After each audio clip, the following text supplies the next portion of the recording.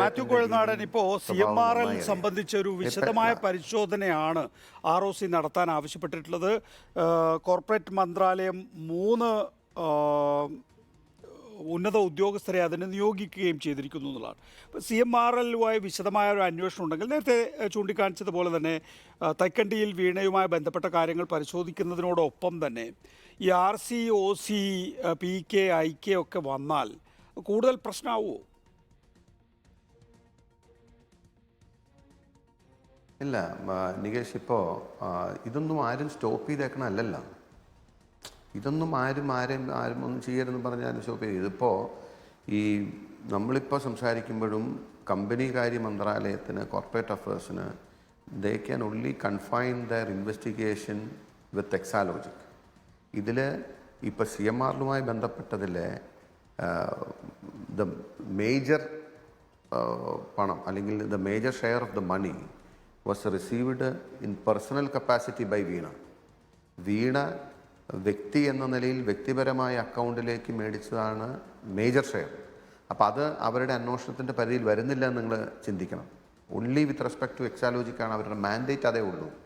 അപ്പോൾ കറപ്ഷൻ അന്വേഷണം വരുമ്പോഴാണ്, കറപ്ഷനുമായി ബന്ധപ്പെട്ടുള്ള സമഗ്രമായൊരു അന്വേഷണത്തിനാണ് നമ്മൾ അല്ലെങ്കിൽ ഇതിൻ്റെ യഥാർത്ഥ ഡെപ്തിലേക്ക് പോകാനും ഇതിൻ്റെ യഥാർത്ഥ വിഷയങ്ങൾ പുറത്തു കൊണ്ടുവരാനും. അതുകൊണ്ടാണ് ഞങ്ങൾ പറയുന്നത്, കേന്ദ്ര സർക്കാരിൻ്റെ ഈ അപ്രോച്ച് കഴിഞ്ഞ നാളുകളിൽ പിണറായി വിജയനെ സേവ് ചെയ്തുകൊണ്ടുള്ള അപ്രോച്ച് ഈ കേന്ദ്ര സർക്കാർ നടത്തുന്നതുകൊണ്ടാണ് കോടതിയിലാണ് ഞങ്ങൾക്ക് ആത്യന്തികമായി അവിടെ ഒരു വിഷയമുള്ളത്. ശ്രീ മാത്യു കുഴൽനാടൻ, താങ്കളിത് നിയമസഭയിൽ ഉന്നയിക്കുന്നത് PC വിഷ്ണുനാഥിൻ്റെ സമയം വാങ്ങിയിട്ടാണ്. ആ ഘട്ടത്തിൽ UDF ഈ വിഷയം ഉന്നയിക്കാൻ തീരുമാനിച്ചിട്ടില്ല. താങ്കൾ കയറി ഇടപെടുകയായിരുന്നു ആ വിഷയത്തിൽ. അങ്ങനെ ഒരു ഭയം, ആശങ്ക UDFനെ സംബന്ധിച്ചിടത്തോളം ഉണ്ടോ? UDFൻ്റെ ഏറ്റവും പ്രമുഖരായിട്ടുള്ള നേതാക്കൾ ഇങ്ങനെ നമുക്കറിയാമല്ലോ, 20,000 രൂപ വരെ മാത്രമാണ് നമുക്ക് പൈസയായി ക്യാഷായി വാങ്ങാൻ കഴിയുക, ബാക്കിയുള്ളത് അക്കൗണ്ട് ത്രൂ വരണം. നമുക്ക് ഇതിനകത്ത് 17 കോടി രൂപ അങ്ങനെ വന്നിട്ടുണ്ട് എന്ന് അവർ ആദായ നികുതി വകുപ്പിനെ അറിയിച്ചിട്ടുണ്ട്. ഞങ്ങൾ പണം വാങ്ങിയിട്ടുണ്ട് എന്ന് രമേശ് ചെന്നിത്തല പറയുന്നു. വാങ്ങിയിട്ടുണ്ടാകാമെന്ന് PK കുഞ്ഞാലിക്കുട്ടി പറയുന്നു. ജോസഫ് VD സതീശനും പറഞ്ഞു, ഞങ്ങൾ രമേശ് ചെന്നിത്തല, ഉമ്മൻചാണ്ടിയാണ് ഈ പണം വാങ്ങാൻ നിയോഗിച്ചിട്ടുള്ളത്, അതിൻ്റെ റെസീറ്റ് അവിടെ KPC ആഫീസിലുണ്ട് എന്ന്. അപ്പോൾ ആ 17 കോടി രൂപ എന്ന് പറയുന്നത് ചില്ലറ എമൗണ്ട് അല്ലല്ലോ ശ്രീ മാത്യു കുഴൽനാടൻ. അപ്പോൾ അക്കൗണ്ട് മുഖേന വരേണ്ടത് ഇവർ വ്യക്തിപരമായി പാർട്ടിക്ക് വേണ്ടിയാണെങ്കിൽ തന്നെയും വാങ്ങിയിട്ടുണ്ടെങ്കിൽ അതിനകത്തൊരു നിയമലംഘനമുണ്ട്. ഇപ്പോൾ കഴിഞ്ഞ ദിവസം താങ്കൾ പറഞ്ഞ ഈ പറയുന്ന ROC റിപ്പോർട്ടിൽ വിശദമായ പരിശോധനയ്ക്കാണ് ഈ 3 അംഗ സമിതിയെ നിയോഗിച്ചിട്ടുള്ളത്.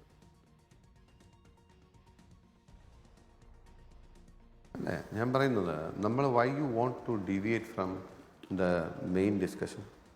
എന്തിനാണ് ഇപ്പം അനാവശ്യമായിട്ട് നമ്മൾ മറ്റു മേഖലകളിലേക്ക് ഇത് തിരിച്ചു കൊണ്ടുപോകുന്നത്? അല്ലല്ല, അങ്ങനെ ഡീവിയേറ്റ് ചെയ്യല്ല. കാരണം വെച്ചാൽ ഒരു ഉത്തരവാദിത്തപ്പെട്ട സമൂഹം എന്നുള്ള നിലയ്ക്ക് വ്യക്തി കേന്ദ്രീകൃതം മാത്രമല്ല, രാഷ്ട്രീയ പാർട്ടി കേന്ദ്രീകൃതമായ അഴിമതിയും സുപ്രധാനം തന്നെയാണ്. ശ്രീ മാത്യു കുഴൽനാടൻ, കുറച്ചുകൂടി സീരിയസ് ആണ്. എത്ര കോടിക്കണക്കിന് രൂപയാണ് ഓരോ പാർട്ടി നേതാക്കളും ഈ കാര്യത്തിൽ വാങ്ങിച്ചിട്ടുള്ളത്, ഇൻക്ലൂഡിംഗ് പിണറായി വിജയൻ. അദ്ദേഹത്തിൻ്റെ പേരും അതിനകത്തുണ്ടല്ലോ.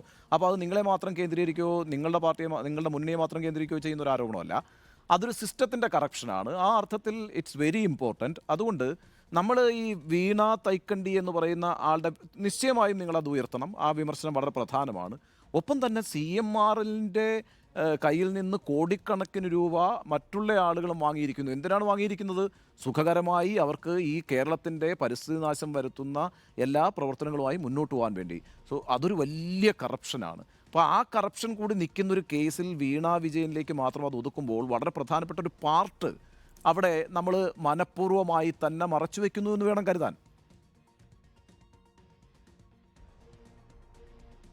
അല്ല, ഞാൻ പറയുന്നത്, ഇപ്പോൾ ആ വിഷയം ഇപ്പോൾ കോൺഗ്രസ്സോ അല്ലെങ്കിൽ UDFൻ്റെ ഘടകകക്ഷികളോ അല്ലെങ്കിൽ മുന്നണിയോ അല്ലെങ്കിൽ വിവിധ പാർട്ടികളോ സംഭാവന സ്വീകരിച്ചതിനെ സംബന്ധിച്ച് അന്വേഷണം നടത്തുന്നുണ്ടെങ്കിൽ അതിനും വ്യവസ്ഥാപിതമായൊരു സംവിധാനം നമ്മുടെ രാജ്യത്തുണ്ട്, ഇൻക്ലൂഡിങ് ദ ഇലക്ഷൻ കമ്മീഷൻ. അവർക്കും പോലും അതിൻ്റെ അകത്ത് റിസ്ട്രിക്റ്റീവ് പവേഴ്സിൽ അത് പറഞ്ഞിട്ടുണ്ട്. ഏതെങ്കിലും പാർട്ടി അവരുടെ തെരഞ്ഞെടുപ്പ് രംഗത്തോ അല്ലെങ്കിൽ പണത്തിൻ്റെ അമിതമായ ചെലവഴിക്കലുണ്ടായിക്കഴിഞ്ഞാൽ ഇതിനെല്ലാം വ്യവസ്ഥാപിതമായ മാർഗങ്ങളുണ്ടല്ലോ.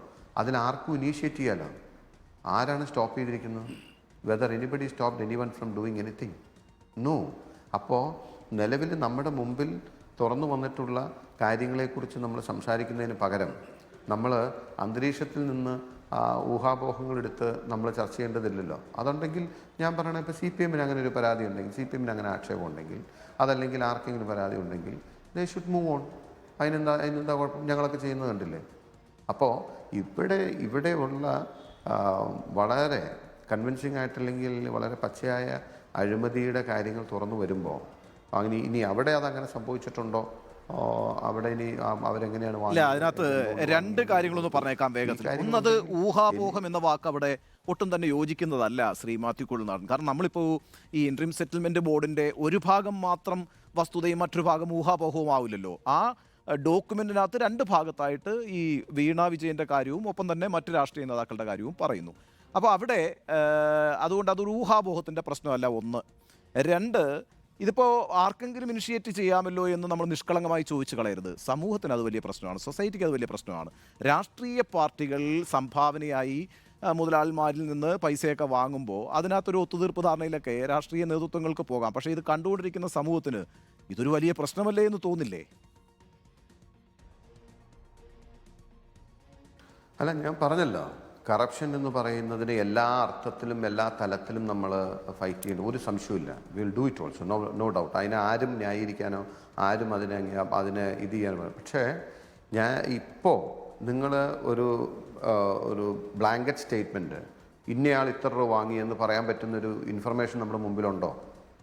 ഇപ്പോൾ നികേഷ് പറഞ്ഞു, ഞാനിപ്പോൾ ഒരു ഡിഫൻസ് ലോയർ എന്ന നിലയ്ക്ക് എന്നാൽ എനിക്ക് ഇതിൻ്റെ കൗണ്ടർ ആർഗ്യുമെൻറ്റ് പറയാൻ തന്നെ താല്പര്യമില്ല. കാരണം it will feel like we are trying to justify all such things. എനിക്കതിനോട് താല്പര്യമില്ലാത്തതുകൊണ്ട് ഞാൻ പോകുന്നില്ല. പക്ഷേ ഇപ്പോൾ ആര് എത്ര രൂപ എവിടെ വെച്ച് എങ്ങനെ വാങ്ങി എന്നുള്ള സ്റ്റേറ്റ്മെൻറ്റ് അതിൻ്റെ എത്തില്ല. അവിടെ ഒരു ബോൾഡ് ഒരു പരാമർശം മാത്രമേ ഉള്ളൂ. അതിൻ്റെ വെളിച്ചത്തിൽ നമ്മൾ ചർച്ച ചെയ്യുമ്പോൾ സ്വാഭാവികമായിട്ടും we need to have the details. ഇതിൻ്റെ അകത്തെന്ന് വെച്ചാൽ എൻറ്റയർ ഡീറ്റെയിൽസ് ഈസ് ദെയർ.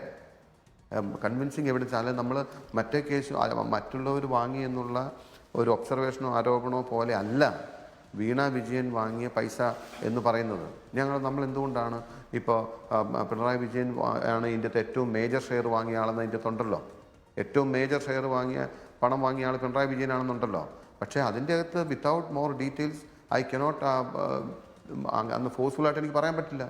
അതുകൊണ്ടാണ് അതിൻ്റെ വിവരങ്ങൾ കൂടുതൽ വന്നാലേ പറയാൻ പറ്റത്തുള്ളൂ. അല്ലെങ്കിൽ പിന്നെ വീണയെ ടാർഗറ്റ് ചെയ്യുന്നതിനേക്കാളും ഏറ്റവും, അല്ലെങ്കിൽ ഇഷ്യൂ റേസ് ചെയ്യുന്നതിനേക്കാളും ഏറ്റവും നല്ലത് പിണറായി വിജയനെ തന്നെ നേരിട്ട് ചെയ്യുന്നതല്ലേ.